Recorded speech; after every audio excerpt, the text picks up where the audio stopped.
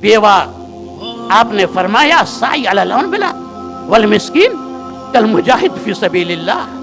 ارے تمہارے سماج میں جو راڑ مسمات جو بیوہ ہیں، جو مسکین اور فقیر ہیں، ان کا تعاون کرو،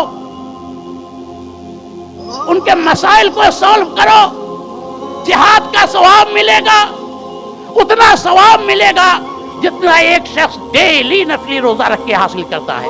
ارے اتنا ثواب ملے گا جتنا ایک شخص پوری رات ہر دن رات میں تہجد کی نمازیں ادا کر کے اللہ سے لیتا ہے.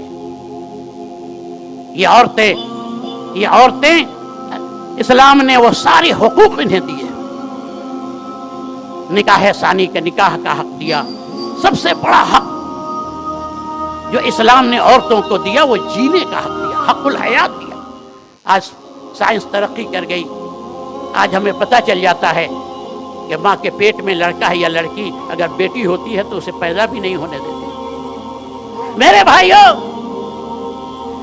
اسلام نے عورتوں کو وہ سارے حقوق دیے جن حقوق سے یہ عورتیں محروم چلی آ رہی تھی. ان میں سر فہرست جینے کا حق دیا. وَإِذَا الْمَوْءُودَةُ سُئِلَتْ بِأَيِّ ذَنبٍ قُتِلَتْ.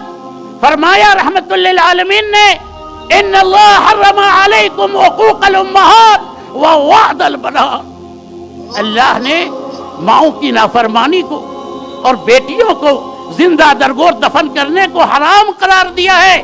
یہ عورتیں کمزور ہوتی ہیں، مشقت کا کام نہیں کر پاتی. ذرا ان کمزور طبقے پر اس رحمت للعالمین کی رحمت للعالمین دیکھو کہاں کمزور ہے. اس لیے اگر یہ صرف 4 کام کر لیں تو اللہ تعالیٰ جنت کے 8 دروازے ان کے سامنے کھول دے گا. جا جس دروازے سے اچھا ہو جنت میں ان کر جا. ان المرأ اذا صامت خمسہا وصامت شہرہا واطاعت بالہا واحسنت فرجہا. یہ عورتیں 4 کام کر لے، کمزور ہے، 5 وقت کی نماز پڑھ لے، رمضان کے روزے رکھ لے، شوہر کی اطاعت کر لے، اپنی عفت و عصمت کی حفاظت کر لے، اللہ تعالیٰ ان کے سامنے جنت کے 8 دروازے ہوتے ہیں. 8 دروازے کھول. فَلْتَدْخُلْ مِنْ أَيِّ بَابٍ مِنْ أَبْوَابِ الْجَنَّةِ حَيْثُ شَاءَتْ. جاؤ جس دروازے سے جانا چاہتی ہو، داخل ہونا چاہتی ہو جنت میں، داخل ہو جاؤ. رحمت للعالمین کی شان رحمت کو ذرا جانوروں پر دیکھیے. نبی جب مدینہ تشریف لے گئے تو جانتے ہیں وہاں کے لوگ کیا کرتے تھے؟ زندہ اونٹ ہے، کوہان کاٹ لیا، چودڑ کا گوشت کاٹ کے کھا رہے. ارے اس اونٹ کے درد کو محسوس کس ذات نے کیا؟ اس تیس کو محسوس کیا اس ذات گرامی نے جسے رحمان و رحیم نے رحمت للعالمین بنا کر اور دین رحمت دے کر کے دنیا کے اندر بھیجا.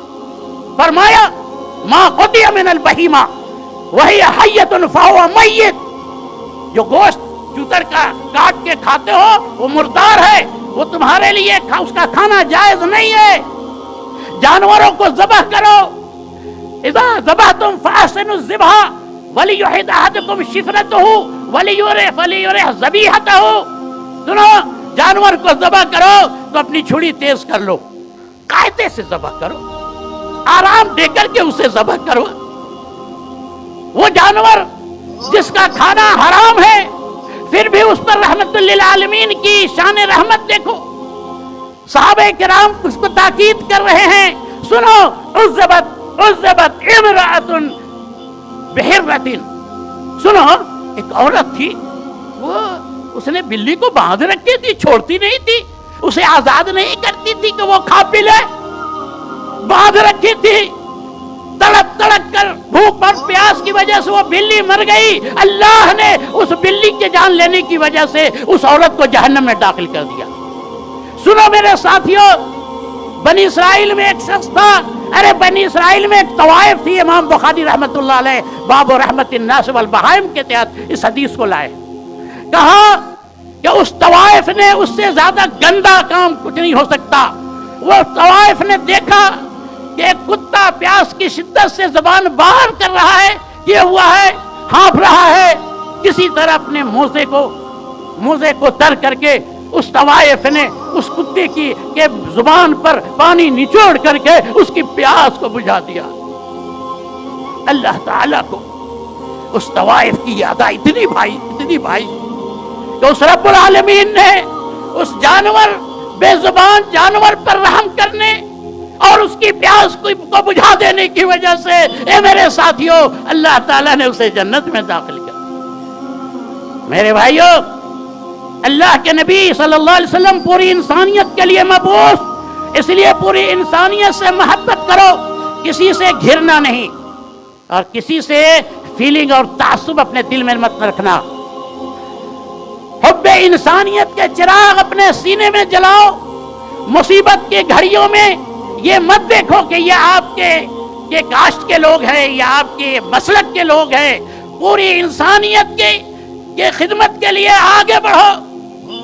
اور اللہ تعالیٰ نے اس رسول کو رحمت للعالمین بنا کر بھیجا، اس لیے اس رسول سے محبت کا تقاضا یہ ہے، یہ محبت تم انگوٹھے چومنے سے ادا نہیں کر سکتے۔ اس رسول سے سچی محبت کا تقاضا یہ ہے کہ ہم نرم دل ہوں، ہمارے اندر دوسروں پر رحم کرنے، دوسروں پر مرسی کرنے کا جذبہ ہم اپنے اندر پیدا کریں۔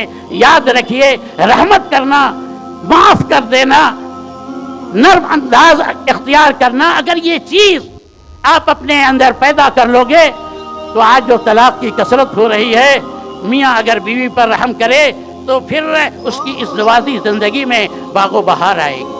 باپ بیٹے میں جو فاصلے ہیں